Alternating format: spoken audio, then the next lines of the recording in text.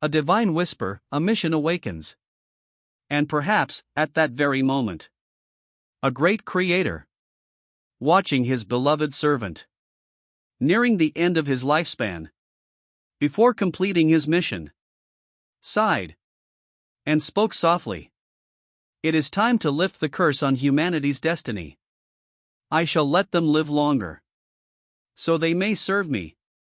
I grant you the knowledge, the method, and the seal, so that all people may breathe the air of the heavens, live long in health, and help you fulfill your mission.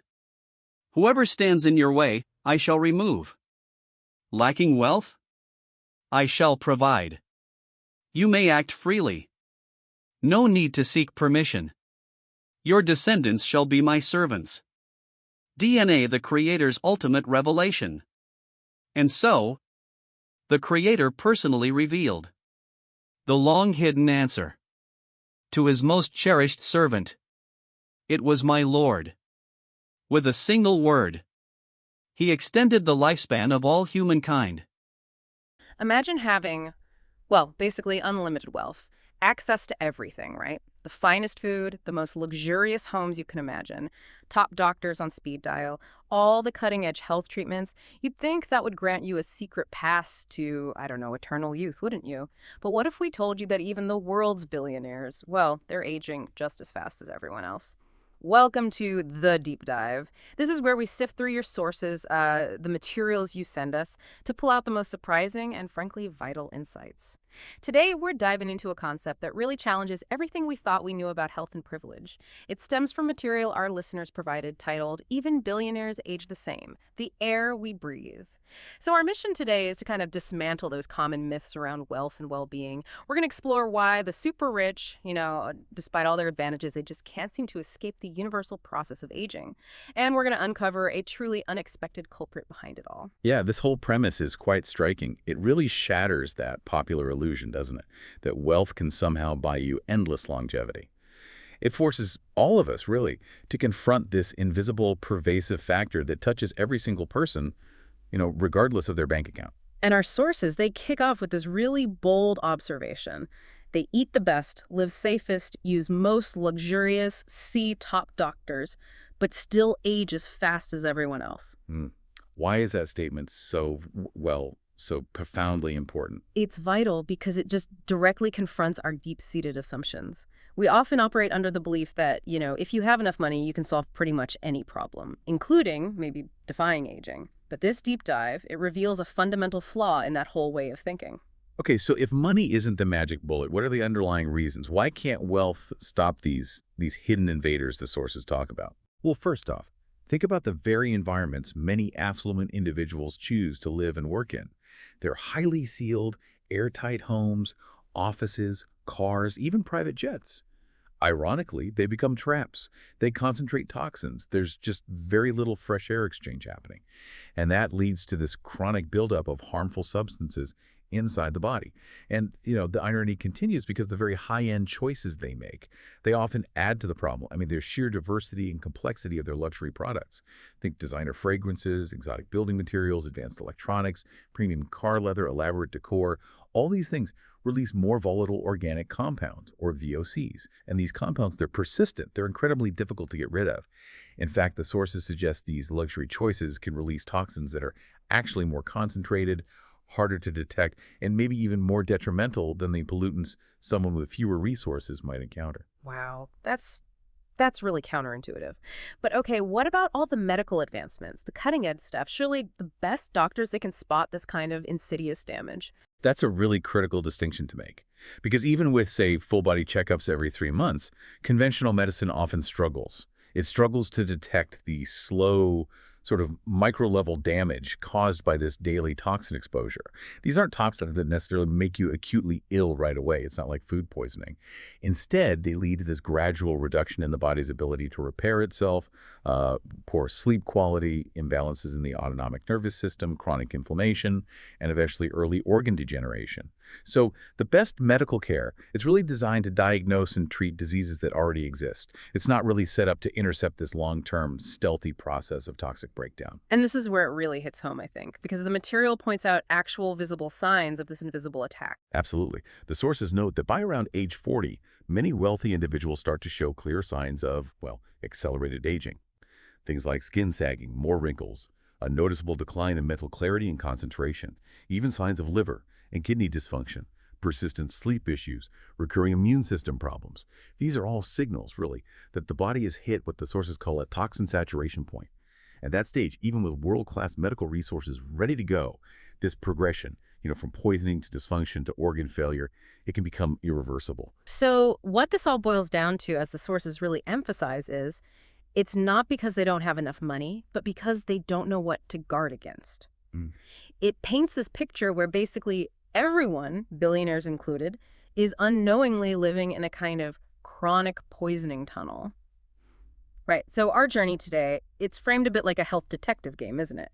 We're going to meticulously peel back the layers of everyday life, try and expose the hidden culprits in 6 areas that seem pretty innocuous on the surface. We're talking about clothing, food, our living spaces, transportation, education, and work environments, and even how we relax our leisure activities. Toxic wardrobe. Okay, let's start with our wardrobes, the clothes we wear. You'd naturally assume, I think, that wearing high-end luxury brands signals health and quality, right? But our investigation here, it reveals something quite different. What you put on your body might actually be, and this is a quote, a layer upon layer of toxic film. Yeah, it's what the sources called a toxic aesthetic trap. Think about it. Synthetic fibers, polyester, nylon, acrylic, they're everywhere, especially in activewear, high-end sportswear, swimwear, winter clothes, and they're manufactured using significant amounts of stuff like plasticizers, additives, anti-wrinkle agents, flame retardants. Now, when you wear these fabrics for a long time, especially if you get hot and sweaty, they release these microplasticizers and VOCs. Even just washing them releases microplastic particles, which can then, believe it or not, be absorbed through your skin's pores.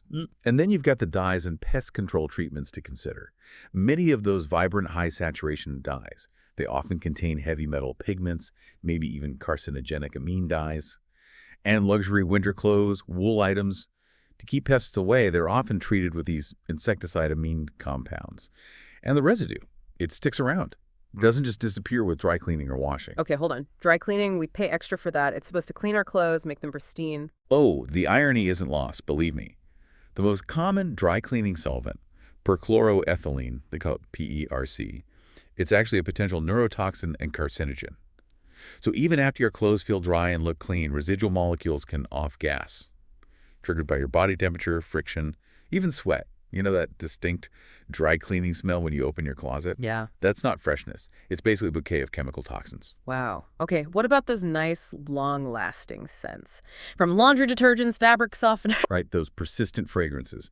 They're essentially synthetic compounds engineered to cling to fabric fibers. So every time you wear those clothes or lie down in sheets washed with that stuff, or even just sweat a little, these fragrances are slowly released. And the VOCs inside them, they're either inhaled straight into your lungs or they gradually permeate through your skin right into your bloodstream. And it's really crucial to understand, our skin is actually a highly efficient organ for absorbing these small molecule toxins. This absorption gets significantly boosted when you're sweating, or if your skin is irritated, maybe itchy, or just wearing clothes for long periods, especially tight clothing. And naturally, sensitive areas, face, neck, armpits, groin, they have even stronger absorption capabilities. So things like underwear, socks, being tight and close to the skin, they facilitate even greater toxin penetration. So the cumulative effect, the buildup of all this, that's what the sources mean by chronic chemical permeation. Precisely. These toxins, they're often colorless, odorless, released gradually, sneakily. But after years, maybe even decades of this low-level accumulation, they can quietly start altering your immune system. They can disrupt endocrine function, think thyroid interference, cause chronic skin allergies, lead to nervous fatigue, decreased attention span, and ultimately, they find their way into the bloodstream, accumulating in organs like the liver and kidneys, which contributes to systemic overall aging. So this section really leaves us with a pretty stark thought. Every piece of clothing you wear is a chemical experiment on your skin. And this really provocative idea, the more expensive, the more functional, the more fashionable your clothes are, the more likely they are to be just laden with unseen toxins. The gourmet toxin trap. Okay, our health detective game now leads us into the kitchen. This is another revelation, isn't it?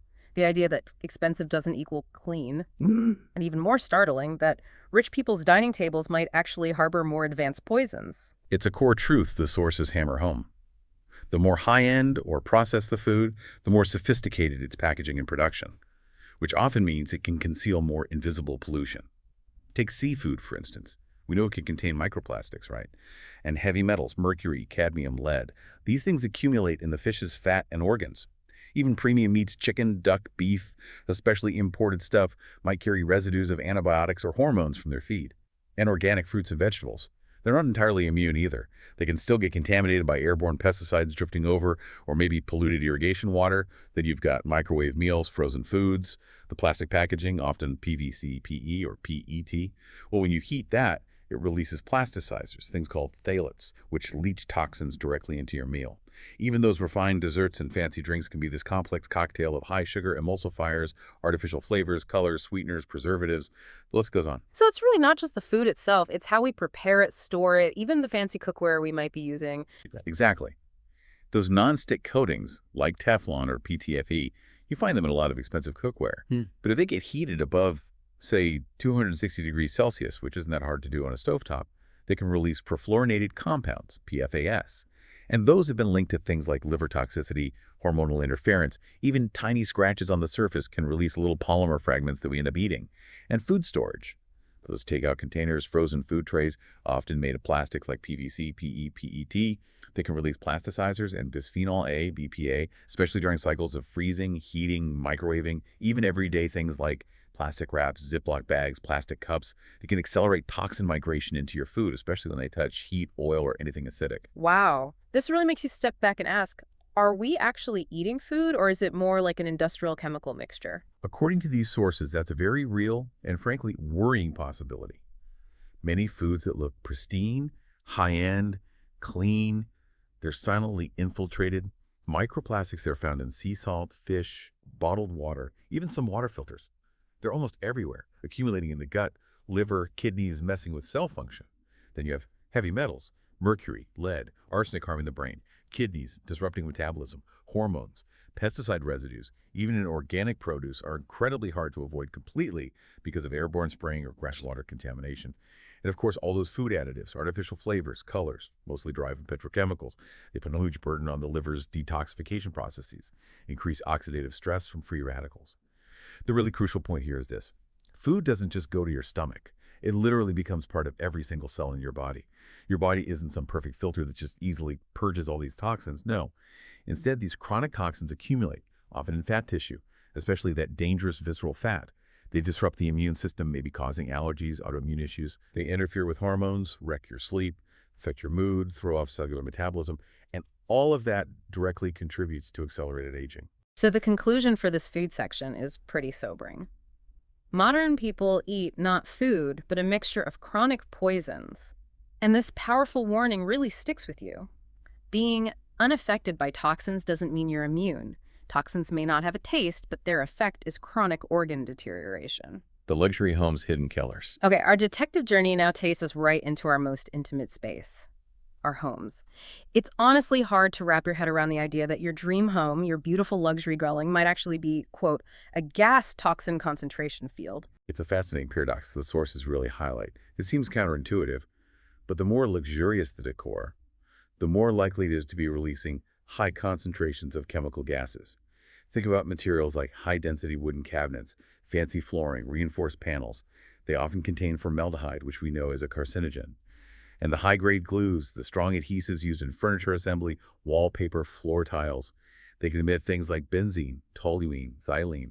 These are neurotoxins, and they can cause liver and kidney damage over time. Even things you might not think about, window fabrics, fire-retardant materials, moisture-proof paints, they all release various VOCs that continue to off-gas, sometimes for years. So wealthy individuals, often living in these spaces built with huge amounts of man-made composite materials, they're actually exposed to more toxic gases for longer periods and often at higher concentrations. Which brings us to central air conditioning in those tightly sealed spaces. Our sources call them toxic gas circulation factories. Okay, tell us more about that. How does the AC and ceiling contribute? Well, central air conditioning systems, especially if they aren't meticulously cleaned and filtered regularly, Their ducts can become breeding grounds for mold spores, dust mite remnants, even fiberglass particles. And the system constantly blows these microparticles back into the indoor air you're breathing. And then you have the quiet, sealed design of many luxury homes.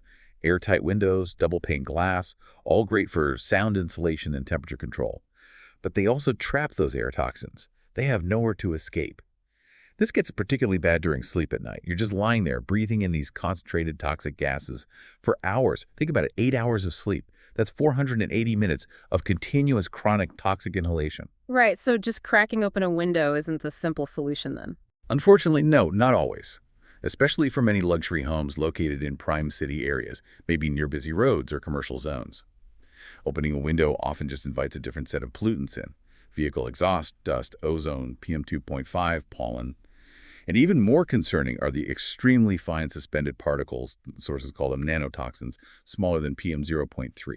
These are invisible, colorless, odorless, but they easily penetrate deep into the lung alveoli and get into the bloodstream directly. They're linked to long-term respiratory diseases, autonomic nervous system disorders, and can even make things like age spots and wrinkles worse. Okay, but what about the high-end air purifiers? The ones with HEPA filters, surely those provide some real protection. This is a really crucial point the sources make. Yes, medical-grade HEPA filters are good, but they can only effectively filter particles down to PM0.3. The problem is, many of the most insidious air toxins are much smaller, PM0.1, and even nano-sized particles less than 0.05 micrometers. Plus, you have molecular chemical substances like formaldehyde and benzene. These are gases, these ultrafine particles and gas molecules. They basically completely penetrate standard HEPA filters. So long-term inhalation means they still get into your bloodstream, into your fat tissues, and your body can't easily expel them.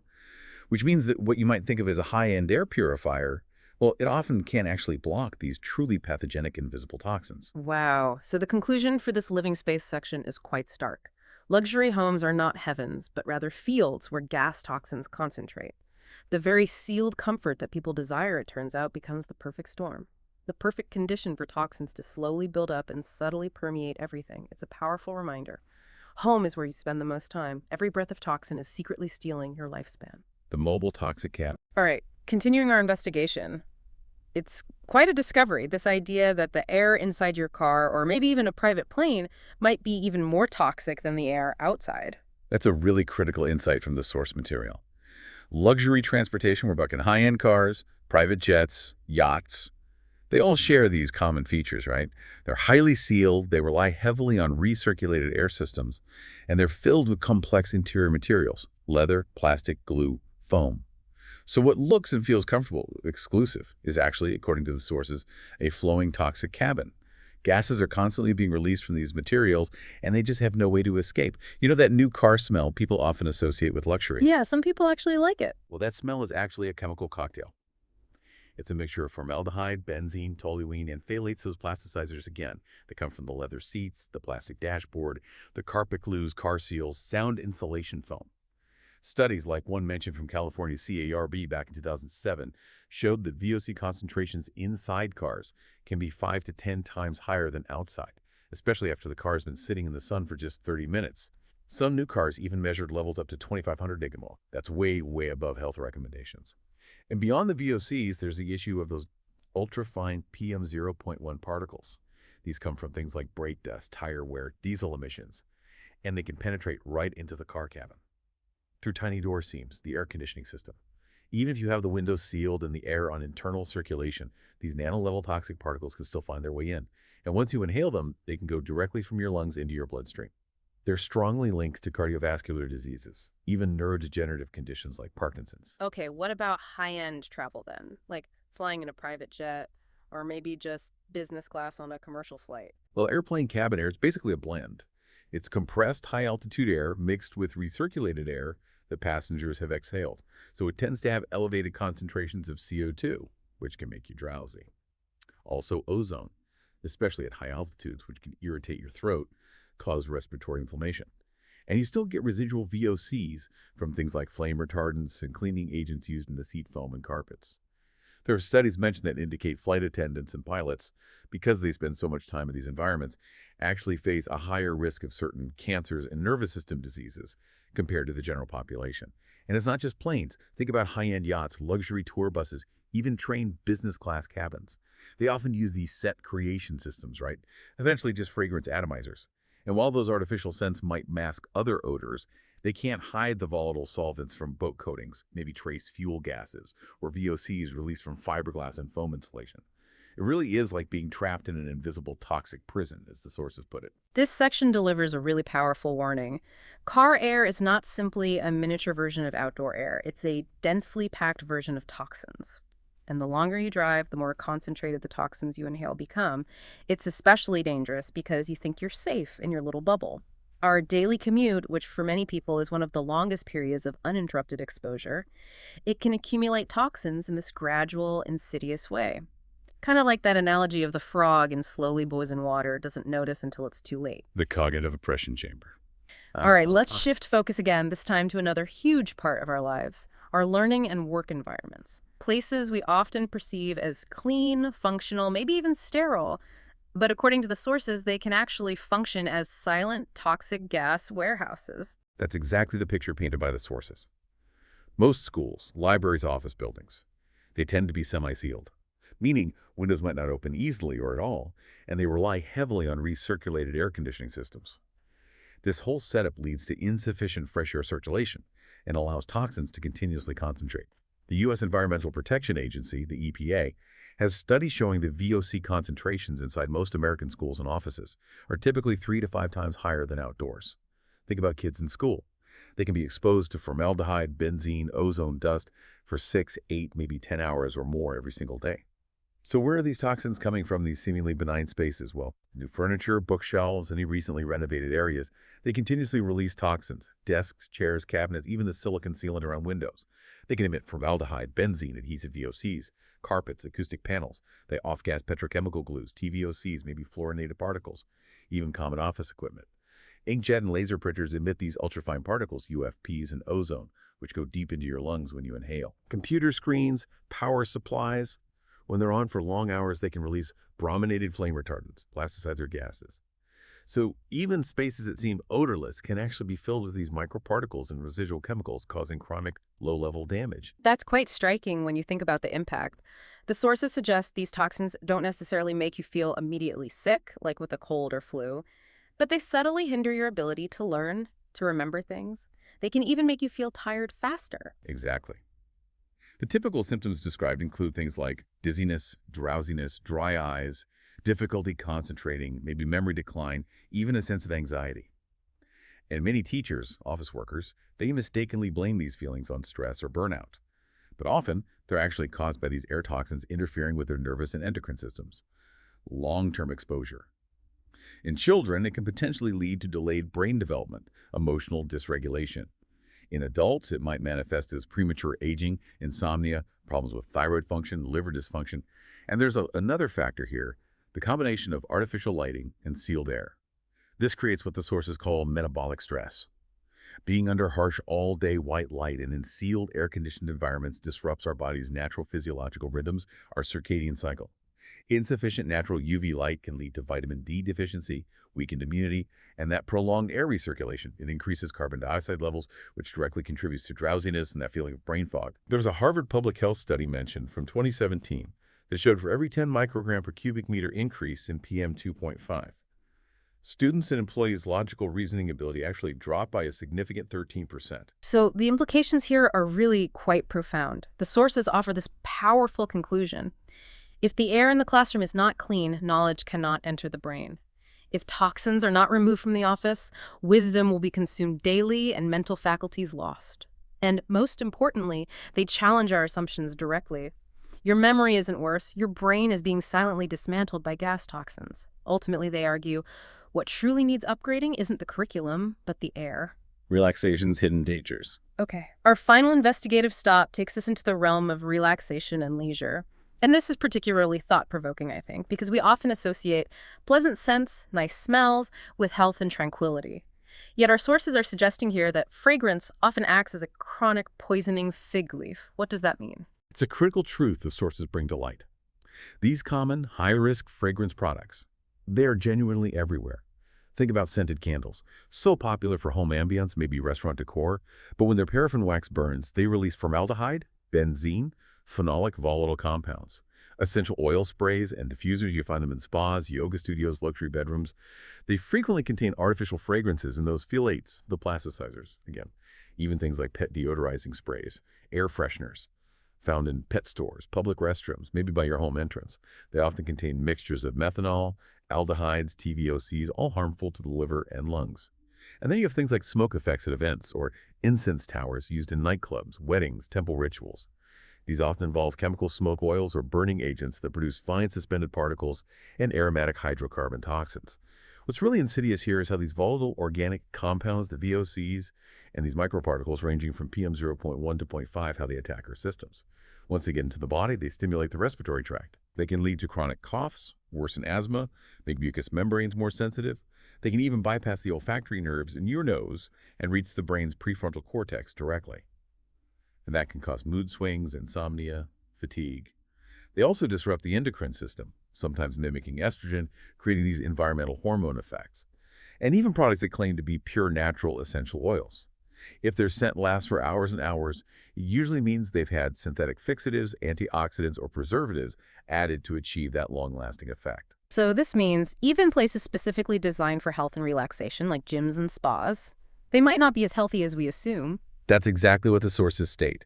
They describe gyms and spas as potential hotbeds of high-concentration toxins and air cross-contamination. In gyms, just think about the sheer volume of people breathing heavily, sweating.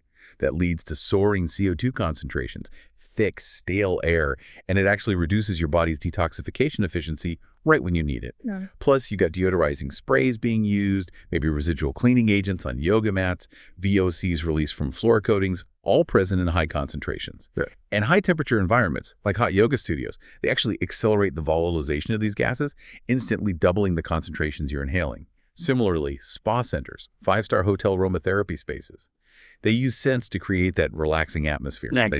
But the air, in reality, can be filled with dozens of mixed synthetic suspended fragrances. And in these sealed rooms, guests are often encouraged to breathe deeply for long periods, unknowingly inhaling the maximum amount of toxins. Wow. This makes me wonder then about places like nightclubs, bars, maybe the electronic vaping scene. Right. These environments are portrayed in the sources as basically a neurotoxin symphony. Electronic cigarettes, hookahs. Okay, they lack traditional tobacco, but their liquids often contain glycerin, propylene glycol, nicotine metabolites, artificial flavors. And the aerosols they produce contain those dangerous PM 0.3 and even smaller microparticles that can pass directly through the alveolar barrier into your lungs. Nightclubs, they use smoke machines, scented air conditioning systems that often spray fragrances mixed with heated oil mist. These can contain harmful compounds like coumarin, ketones, benzene ring compounds. So you combine dense crowds all breathing, a sealed environment, and these chemical releasing systems. You get recirculated toxic particles and this stacked effect of respiratory poisoning. The powerful, maybe unsettling truth that emerges from this section is really clear. When you're most relaxed, toxins are most likely to sneak into your body. And it concludes with this profound statement: true healing is not fragrance or music, but the security of breathing non-toxic air. The unavoidable truth. Toxin saturation point and misconceptions. Okay, let's try and bring this all together now. Let's consider the cumulative effect of all these daily toxins we've been talking about. Our sources use this vivid analogy describing the human body like a filter paper. Every day, it's slowly absorbing tiny amounts of toxins, chemical gases, microparticles, and you don't feel it happening right because they're often odorless, colorless, invisible. Exactly. But as the sources powerfully explain, eventually this filter paper becomes saturated. And that's the point they term the toxin saturation point. Now, initially, it might just manifest as subtle changes, maybe decreased attention span, disrupted sleep, feeling a bit off. Then, more noticeable symptoms start to appear, maybe itchy skin, dry eyes, chronic fatigue setting in. Later on, you might see actual clinical signs, like liver enzyme abnormalities showing up on tests, severe allergies developing, endocrine imbalances becoming evident, and finally, it can progress to irreversible organ decay and that accelerated aging we talked about earlier. The key thing is this isn't some sudden event. It's a gradual, day-by-day accumulation that eventually triggers this toxic breakdown. So what does this really mean for people who hold on to that belief? The idea that with enough medical care, fancy air filters, and plenty of money, they can save their lives. Well, our sources present this as perhaps the biggest misconception of all. Firstly, medical care. Even the best in the world can generally only treat you after you've already fallen ill. It cannot by itself prevent you from reaching that critical toxin saturation point. Secondly, those common air filters on the market. Yes, they're useful for catching larger dust particles like PM 2.5, but they simply cannot block the much finer, more dangerous PM 0.1 particles, or those even smaller nanolevel toxins and gas molecules we discussed. So these most advanced filtration devices, they're described quite bluntly as expensive but ineffective against the real culprits. They literally cannot see, let alone intercept, the most harmful toxins. And finally, no amount of money in the world can truly regenerate a liver that's been scarred by toxins or reactivate brain nerves that have been damaged by chronic exposure. The stark reality presented is this: you cannot escape age. What you cannot escape is the air you breathe. Both the wealthy and the poor ultimately breathe the same toxic air, experience the same silent aging process, and move toward the same eventual toxin saturation. Similarities and differences. Why even billionaires fall? It's really quite compelling, isn't it, to examine this sharp contrast between what billionaires can buy, what they can acquire, and what they fundamentally cannot when it comes to the aging process itself.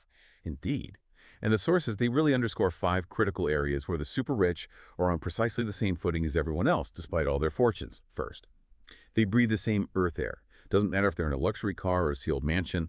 The moment they open a window or use any kind of ventilation that brings in outside air, they are inhaling PM 0.1, VOCs, plastic microparticles, mold spores. Their lungs are just as susceptible. Second, they also sleep daily, even if they have the most expensive, comfortable bed imaginable. If they're sleeping in what the sources call a toxic gas room, their body's essential repair processes are hindered. That accelerates aging. Without a truly non-toxic sleep environment, their bodies are subtly succumbing to micropoisoning every single night. Third, they cannot break physiological limits. Human aging isn't just about DNA, right? It's also a direct consequence of our cells being continuously bombarded by toxins. Things like medical aesthetics, supplements, cryotechnology, maybe even gene therapy. Sure, they can delay the superficial signs of aging, but they can't stop toxins from penetrating cell membranes and damaging vital mitochondria. So the wealthy can achieve a younger appearance, but they can't actually truly reverse biological aging at the cellular level. Fourth, they are exposed to public pollution. Billionaires still travel by plane, they attend events, have meetings, stay in hotels, pass through airports. Each of these environments exposes them to the local urban air quality, the invisible toxic mists. Their lungs aren't made of armor. Their nostrils don't have special filters. Toxins enter their bodies just like they do for anyone else. And fifth, they cannot escape the toxin saturation point. The human body just has a limited capacity for metabolizing and expelling toxins. It's a biological limit. Once the accumulated toxins exceed the body's tolerance threshold, it enters that irreversible progression. Functional disorder leads to organ failure, which eventually leads to medical interventions becoming ineffective. Even with the world's best doctors and drugs, cells and tissues that have been chronically damaged beyond repair often cannot be saved. Right. So, while they clearly possess all these undeniable advantages, our sources identify these 5 specific areas where those differences simply do not change their ultimate aging fate. That's exactly right. Let's recap those differences and why they don't help. 1. Better homes and decor. Okay, great. But ironically, the very high-end building materials often release things like formaldehydes, benzene, plasticizers more consistently, and these subtle, low-level releases are actually harder to detect than a big, obvious source. 2. Advanced air purification equipment. Sure, they might invest heavily in HEPA filters, fresh air systems, maybe photocatalysts, UV sterilizers, but as we discussed, these devices just cannot effectively block those ultra-toxic PM 0.1 particles or the insidious gaseous toxins like VOCs and ozone. 3. The best and most expensive skincare and medical services. Impressive, yes, but skin ultimately cannot block internal toxins arriving via the lungs, and no amount of medical expertise right now can predict precisely when an individual will hit their personal toxin saturation point. 4. More refined food. This often just means the toxins are more cleverly hidden. Fish can contain microplastics. Even organic vegetables might carry pesticide residue from airborne drift or contaminated water, and very high-protein diets, while seemingly healthy, can sometimes unintentionally increase the burden on the kidneys. And 5. Greater knowledge of health and wellness. This is perhaps the most tragic irony. Despite their extensive knowledge, their focus often overlooks the most fundamental, most basic fact. The very air they breathe, day in and day out, is the primary determinant of their aging process. So the profound takeaway here seems to be that their defense strategy, their whole approach, was fundamentally misdirected. They meticulously protected their food, optimized their health routines, perfected their exercise, invested heavily in their beauty. Yet they completely failed to address the most fundamental interface their bodies have with the environment, the air they breathe every second of every day. Yes, the true flaw revealed by these sources is precisely that. Billionaires upgraded nearly every other conceivable facet of their lives, their homes, their travel, their food, their healthcare, but they completely neglected to upgrade the air around them. They might employ Michelin star chefs for their meals, right? But they simultaneously allow invisible PM 0.1 particles to directly invade their brains via their lungs. They reside in these spectacular multi-million-dollar homes, yet they're breathing nanotoxins at levels potentially on par with what you might find near, say, a landfill. It's a stunning disconnect. The power of clean air. Okay, so where does this leave us? What does this all mean for us, the listener? Our sources pose this really profound question. If a person lived all day, or even just half a day, in truly fresh, non-toxic air, what would actually happen? Okay, let's explore that. What if you could live 24/7 in truly fresh, non-toxic air? What would the effects be? Okay, imagine that scenario. 24 hours a day, 365 days a year, your body is completely free from exposure to toxic air. According to the sources, this would usher in 7 pretty profound transformations. 1. Toxins stop entering the body. Air is the most overlooked yet most consistent source of toxin accumulation. So cutting off this continuous supply means your internal toxin levels stop rising. They might even begin to decrease as your body naturally detoxifies. 2. Sleep quality dramatically improves. Your liver, your immune system, your nervous system, they all do their critical repair work at night. In non-toxic, oxygen-rich air, sleep becomes like entering a high-end biological repair facility. Your body gets stronger, more stable day by day. 3. Skin condition visibly improves. Those ultra-fine toxins are no longer irritating your skin, clogging pores, damaging collagen. Your skin would naturally become brighter, firmer, more elastic. This isn't about cosmetics, it's true cellular rejuvenation from the inside out. 4. Internal oxygen concentration increases. Non-toxic air means more oxygen actually reaches your cells and fewer free radicals are generated to attack them. Your brain becomes clearer, exercise recovery is faster, your daily energy levels would increase significantly. 5. Physiological aging speed dramatically slows. Living in a non-toxic environment means your cells aren't being damaged daily, your organs aren't under constant assault, your aging curve would literally flatten, degenerative diseases would likely be delayed, and your potential lifespan could extend significantly. 6. Emotional stability enhances. We learned air toxins can stimulate nerves, affect crucial brain chemicals like dopamine, serotonin. So, in a long-term, non-toxic environment, people's moods tend to be more stable. They're less prone to irritability or anger. Emotions become more balanced, more rational.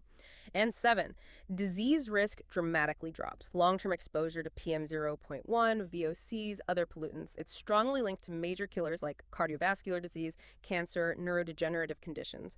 Removing these toxins from your air is basically preventing disease at its source rather than just waiting till you get sick to react.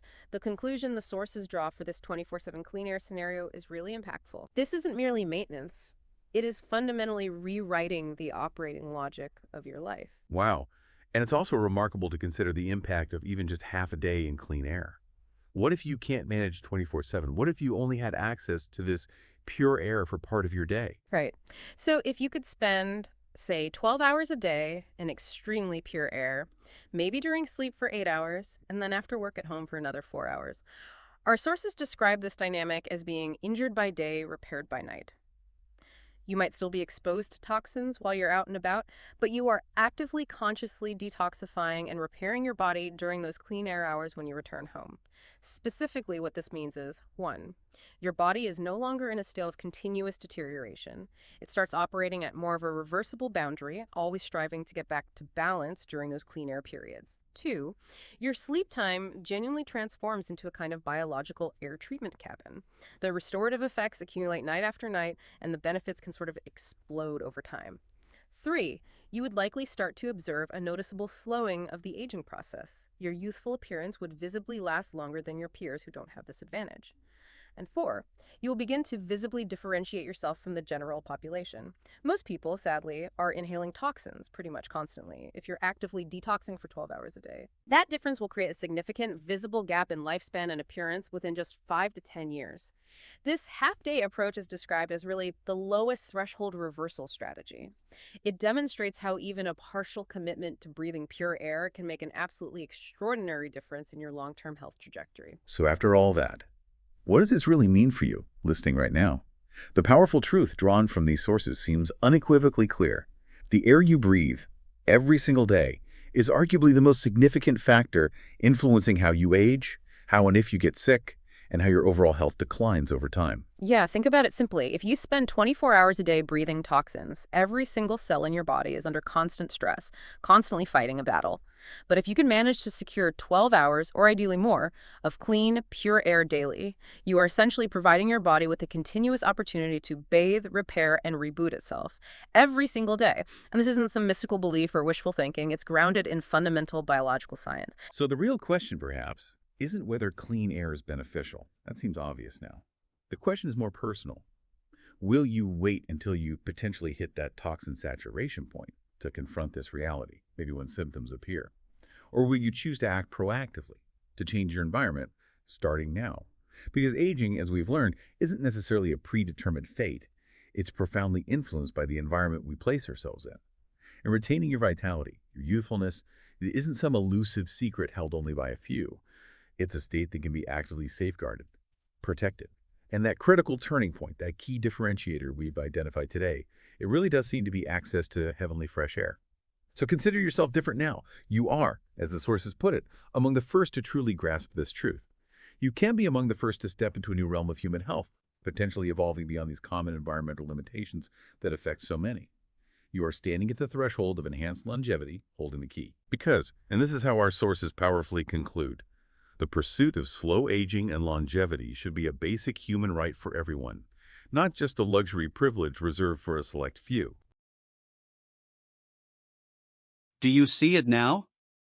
Everything has changed because of that one single word. It was my Lord. With a single word, he extended the lifespan of all humankind.